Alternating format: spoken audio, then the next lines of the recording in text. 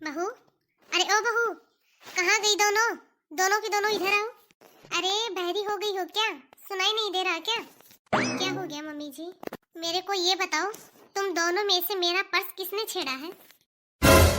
Mummy जी, मैंने तो touch भी नहीं किया आपके पर्स को। मम्मी जी, मैंने भी नहीं छेड़ा आपका पर्स। मेरे पर्स में से अलमारी की चाबी गायब है मेरी, और तुम दोनों के अलावा रहता ही कौन है इस घर में? मम्मी जी, ना ही तो मैंने छेड़ा आपके पर्स को, और ना ही छोटी ने। आपने ही यहीं कहीं रख के भूल गई होगी मम्मी जी। अब ऐसा है, तुम दोनों का ड्रामा बहुत हो गया, और मैं अपने पर्स में से अपनी अलमारी की चाबी कहीं नहीं रखती हूँ।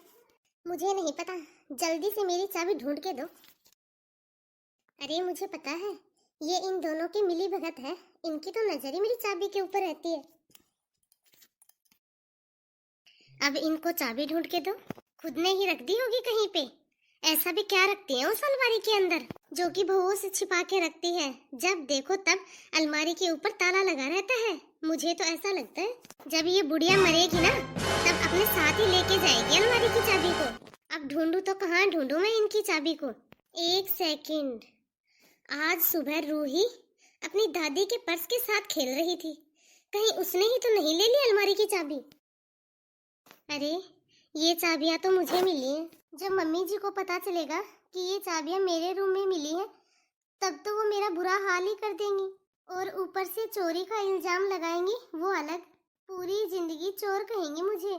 मैं तो फंस गई अच्छे से। अब क्या करूं? हाँ, एक आइडिया है। ये चाबियां दीदी के रूम में रख देती हूँ। जल्दी से अच्छी सी जगह देख के यहीं रूम में रख देती हूँ चाबी को। अब सारा इल्जाम दीदी के ऊपर आएगा, और दीदी अपने आप भुगतेंगी। अब पता नहीं कहाँ रख दी चाबी। मैं तो ढूंढ ढूंढ के परेशान हो गई हूँ। और कहाँ ढूंढूं मैं चाबी? माँ जी ने इधर उधर रख दी होगी। मेरी बस की बात नहीं है। अब कहाँ कहाँ ढूंढूं मैं? अब मेरे बस की बात नहीं है चाबी ढूंढना। मैं तो सोती हूँ थोड़ी देर। ये चाबी मेरे रूम में? और जब माँ जी को पता चला कि ये चाबी मेरे रूम में रखी है, वो तो मुझे जान से ही मार देंगी, और चोरी का इल्जाम लगाएंगी, वो अलग। एक काम करती हूँ, ये चाबी ले जाके चुपचाप माँ जी के पर्स में रख देती हूँ। हे भगवान जी, आज आज बचा लो बस।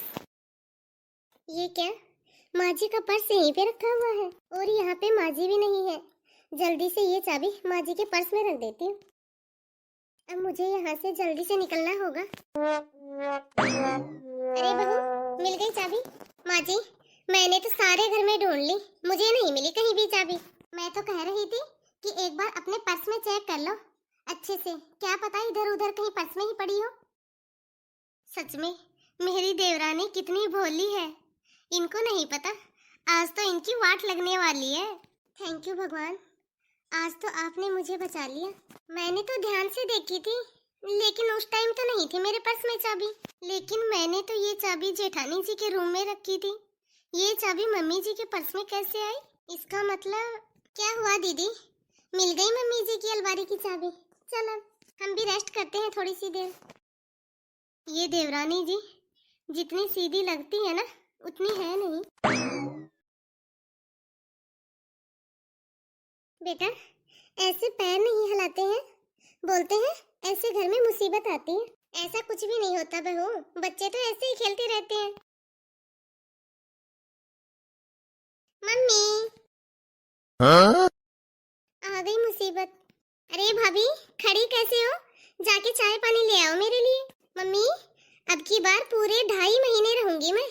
पूरी सर्दी सर्दी यहीं पे रहूंगी। अच्छा, ये तो तूने ठीक किया बेटा। दीदी, आप तो खाली हाथ आए हो। मेरा मतलब है कि आपके कपड़ों वाला बैग कहाँ पे है? अरे भाभी, मेरे को कपड़े लेके आने की जरूरत है ही कहाँ पे? मेरी है ना 2-2 भाभियाँ, जिसका मन करेगा उसके कपड़े पहनूंगी।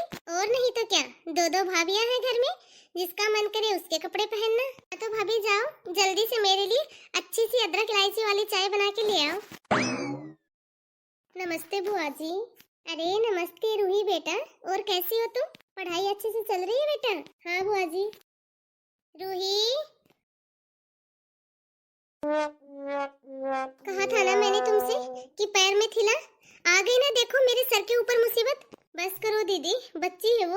तो अब क्या करे दीदी, हम पूरे 2.5 महीने के लिए रहने के लिए आई है ननद रानी। अरे पायल, बेटा तू तू कब आई? नमस्ते पापा। नमस्ते तो ठीक है बेटा, लेकिन अभी 10-15 दिन पहले तो तू गई थी अपने ससुराल, फिर यूं अचानक से कैसे बेटा? ओहो, मतलब अभी घर के अंदर तो आए नहीं है, उससे पहले ही सीआईडी शुरू कर दी। अरे 2 मिनट बैठो, चाय पानी पियो, उसके बाद आराम से बात करो अपनी बेटी से। अरे आपकी ही बेटी है ये, कोई अड़ोसी पड़ोसी की नहीं है। आते ही पूछताछ शुरू कर दी। अरे पूछताछ क्यों नहीं करूं मैं? अभी 10-15 दिन पहले ही तो गई थी। अरे यूं एकदम से अचानक से ऐसा क्या हो गया जो फिर से चली आई है यहाँ पे? देख पायल बेटा, बेटी का यूं अचानक से एकदम से अपने मायके में आना ठीक नहीं है। शादी के बाद तो बेटी ससुराल में ही अच्छी लगती है। ऐसा है जी, मेरी बेटी को कुछ भी कहने की कोई भी जरूरत नहीं है, और मेरी बेटी को मैंने बुलाया है। आपको पता भी है कुछ? अरे उन लोगों ने जीना हराम करके रखा है हमारी बेटी का। अब आप ही बताओ, ये अपने घर नहीं आएगी तो कहाँ जाएगी? और अब मैंने अपनी बेटी को बुला लिया तो बुला लिया, अब आपको एक शब्द और बोलने की कोई जरूरत नहीं है। मेरे घर में 2 रोटियों की कोई कमी नहीं है जी। और हाँ, आपको पहले ही बता देती हूँ मैं, इस बार मैंने सोच लिया है, जब तक दामाद जी खुद नहीं आएंगे ना इसको लेने के लिए, तब तक मैं इसको ना तो भेजूंगी और ना ही ये कहीं जाएगी। देखो, ये अच्छी बात नहीं है, और अपनी बेटी की जिंदगी अपने ही हाथों से बर्बाद मत करो। और बेटा पायल, तू जाके अपना सामान पैक कर। कल मैं और तेरा भाई, हम दोनों खुद तेरे ससुराल छोड़ के आएंगे तुझे। लेकिन क्यों पापा? बेटा, शादी के बाद बेटी प्यार प्रेम से ही घर आए ना, तभी अच्छी लगती है, लड़ाई झगड़ा करके नहीं। जब शादी हो जाती है बेटी की, तो ससुराल ही उसका असली घर होता है, ना कि मायका।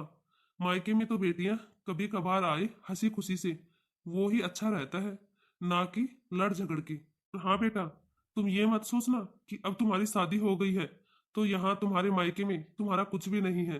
हाँ, भले ही तुम्हारी शादी हो गई है, लेकिन शादी के बाद भी तुम्हारे मायके में तुम्हारा उतना ही हक है जितना कि शादी से पहले था। बेटा, तेरा जब मन करे, जब मन चाहे तभी तू आ, अच्छे से रह। लेकिन बेटा, इसका मतलब ये बिल्कुल भी नहीं है कि जब भी तुम्हारा मन किया ससुराल से लड़ झगड़ के आई और यहाँ पे रहे।